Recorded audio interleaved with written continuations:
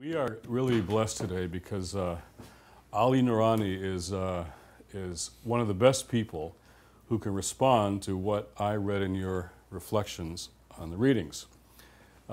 He's the head of the National Immigration Forum, which has been around since, 80-something or something? 82. You've been there since 2008, which is brings together key constituencies and advocates powerfully on behalf of immigration issues.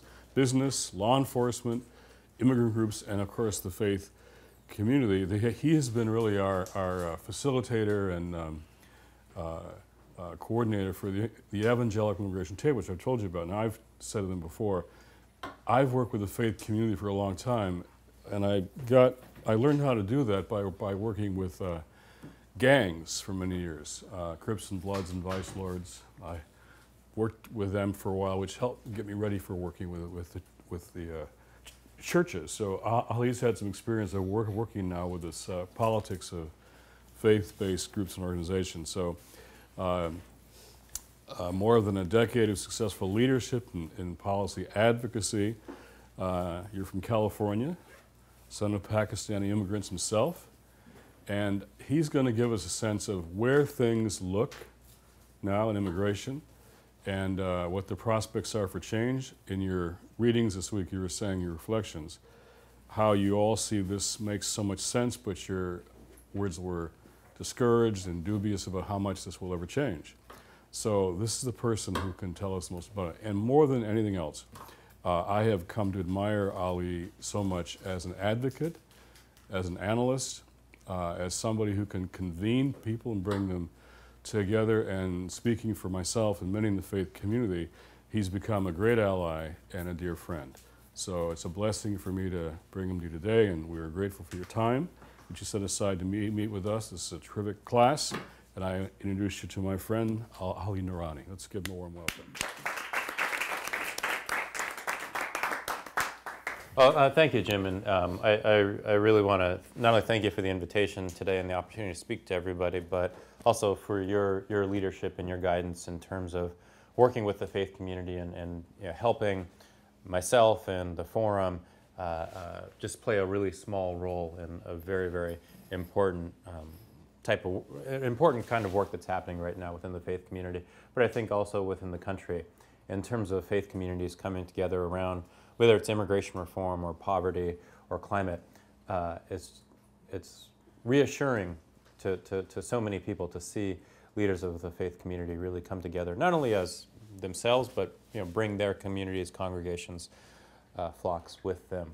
And I don't know if I told you this, but people always have come to ask me now, I like to, so every now and then I think of myself as an organizer, and a friend, Barrett Duke from the Southern Baptist Convention asked me, well, what's the difference between secular organizing and faith organizing? I said, well, Barrett, actually, it's not a lot of different, and not a lot of difference, and the dynamics are basically the same, but within secular organizing, there's a lot less praying and a lot more cursing. It's been a real pleasure. I haven't had to go home and wash my mouth out with soap any time. So I guess I wanted to do three things here before we kind of have a back and forth. One is I wanted to just propose to you a reason why we need immigration reform, and it is based on the values of our country and who we are and our belief in the dignity of work. But I wanted to share with you some thoughts there. Second, I wanted to kind of give you a sense of kind of our perspective of what the strategy is to get to a win in 2013.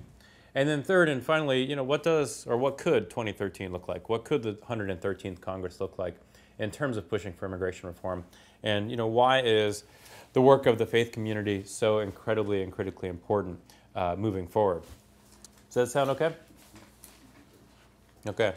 All right. This is your last chance. All right. So first of all, why do we need immigration reform? So whether you're elderly or someone battling cancer, the skilled home health care aide can be just as important for the quality of life as a skilled physician. Now think about that, a skilled home health care aide. If you were to go into a senior citizen's home or even, you know, a grandparent, who is taking care of that person? You know, somebody oftentimes from another country now. From Africa, we see quite a few folks working as home health care aides. But so many of us don't think of them as skilled workers. We think of, you know, the doctor coming in and making the prescription. We think of the nurse coming in and taking care and, you know, making sure the IV is working. We think of them as a skilled worker. But really, it's both. You know, we need that home health care aide just as much as we need that doctor. But in America's current immigration debate, you know, all of our attention goes to the high-skilled worker.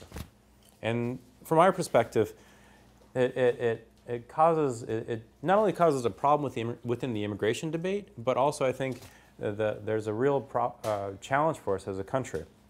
Because this narrowing of the debate runs the risk of, frankly, undermining the value of work. It does so by creating a double-edged sword that separates the contributions of the high skill and the low skill workers, really at the end of the day forming a social and economic divide. Evidence is building that this, you know, frankly, separation is misguided. Recently, the Partnership for a New American Economy, it's co-chaired by Mayor Bloomberg out of New York and Rupert Murdoch of Fox, released an eye-opening study showing the importance of immigrant workers across the economic spectrum. From services to sciences, it is abundantly clear that immigrants serve the economic interests of Americans and their families. So yes, we need physicians and we need surgeons, the study reveals, but we also rely on an immigrant home health aides. And healthcare is just one of many sectors the study homes in on, ranging from information technology to agriculture. But as long as this rhetorical divide exists between low and high skilled workers, its long-term consequences in America that does not recognize the significance of skilled workers across the entire labor market. And that linkage between hard work and the American dream, which we hear so much about, in essence, you know, our national identity, will become more and more strained. So whether our families came to America as doctors or ditch diggers, they immigrated because of our nation's belief that hard work creates the opportunity for respect, wealth, and success. Laws addressing the full range of our economy's needs made this a reality. You know, if you were to look at the history of immigration in America, you know, 1882, the Chinese Exclusion Act. But what was happening before 1882? It was the creation of the Transcontinental Railroad. You know, 1924 was one of the first time we saw actually immigration quotas. What was happening before that? You know, this boon of immigration from Europe that really built up the country. So there's always been this kind of push and pull within America of, you know, when we need immigrants, when we need immigration, and then a pushback. And I think that what's happening now is not only that traditional push and pull, but also an internal divide between low and high skill. But when you look back, when you look at us as a nation, Americans believe and cherish the hard work of our immigrant ancestors, believing that some of these, you know, less admirable parts of our history as a nation of immigrants will never be repeated. So, you know, we've all heard about this. You know, Irish need not apply. And we look back at that time as a time of terrible prejudice and hardship, when immigrants struggled for opportunities and eventually were rewarded for toiling in the most difficult of circumstances.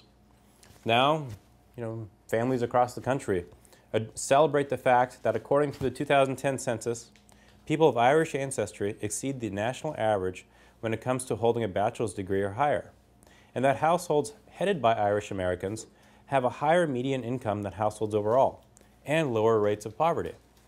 So we've gone from the days of Irish need not apply to the days of Irish American households being economic successes. But in today's immigration debate again, policymakers are quick only to focus on the need for high-skilled immigrants. Most ignore the importance of millions of immigrants working alongside Americans, whether they're picking our vegetables, cleaning our buildings, taking care of our elderly. Slowly, I would argue very slowly, America is getting back to work, but it's getting back to work with immigrants standing by our side. So not unlike the Irish, the Italian, or the German immigrants in the early 20th century, whose, you know, stories our media, our elected officials, you know, we are so quick to celebrate, we also must celebrate today's immigrants, whether they're from Latin America, Asia, Africa, because, you know, in our opinion, It's the immigrants of today who are the source of new American exceptionalism. So yes, the global economy challenges America's competitiveness and puts a greater degree on high-wage workers with advanced degrees. We don't want to argue, I don't want to ignore that and the tension that comes with globalism and the tension that comes with an economy that relies on higher education and certain types of degrees. In fact, the Bureau of Labor Statistics projects that professionals and business services are expected to add 2.1 million jobs between 2008 and 2018. So yes, in the long term, improved training and education of native-born workers and youth here in the U.S. will help meet this critical economic need. But in the near term, we also do need to increase and improve immigration policies for workers with advanced degrees. But the facts, again, prove our economy needs skilled workers across the labor market in order to prosper. So if we create different values for different workers, high skill versus low skill, we weaken our economy and block the journey from nanny to engineer for the generations to come. So again, going back to that BLS data, 4 of the top 10 sectors adding jobs between 2008 and 18 are in healthcare and social assistance industries. Employment in offices of physicians, home health care, services for the elderly, persons with disabilities, and nursing care facilities are expected to grow by 2 million jobs. That's nearly the same number as which we would call advanced degrees or high skill. All of this on top of rewarded labor shortages in farms and agriculture across the country. So by ignoring the needs and contributions of industries and workers who require less education, but just as much in terms of skill, policymakers are creating an enormous gap in public understanding and frankly reducing the support for training and education of the current workforce. So what I'm saying is that as our immigration debate and our policy conversation focuses on engineers, we're actually losing track and ignoring the needs of workers at the other end of the labor spectrum, whether they were born here in America or came from overseas. And that, from my perspective, is a really, really dangerous slope to be going down. So rather than forging a new consensus on immigrants in America, policymakers are taking the path of least resistance by focusing on high-skill immigration and, frankly, kicking the can of rational immigration solutions down the road. Or even worse, policymakers are moving legislation such as E-Verify that actually block Americans' ability to work. E-Verify, in essence, requires any worker who is applying for and is accepted for a job to go through an electronic database that is then pushed through the Social Security Administration. And as we're seeing, say, with voter ID laws now, many people in many parts of the country don't actually have access to the identification that they would then need to work. So in policymakers' desire to focus on high-skill immigration, limit low-skill immigration so that, quote, Americans can work, they're actually creating obstacles for people who are born here to work. Simply put, as whether it's the Bureau of Labor Statistics or the Partnership for New American Economy, as they make clear, we need the skilled farm worker as much as we need the skilled engineer. And as we age, we will rely on the skilled home health care aide as much as we will rely on the talented surgeon. So we, as the forum, we believe that we are an exceptional country because we harness the best of America and we recruit the hardest working from around the world. But unless we create the political pressure so that policymakers, frankly, form a common sense immigration system, we'll stop being the America that we know. In the worst case scenario, we will become what the extremists want and we'll close the door to any immigrant from anywhere. And in the mid case scenario, we'll be a country that only wants high-skilled immigrants. And we'll forget the needs and the values that come with immigrants across the labor spectrum, much less their families.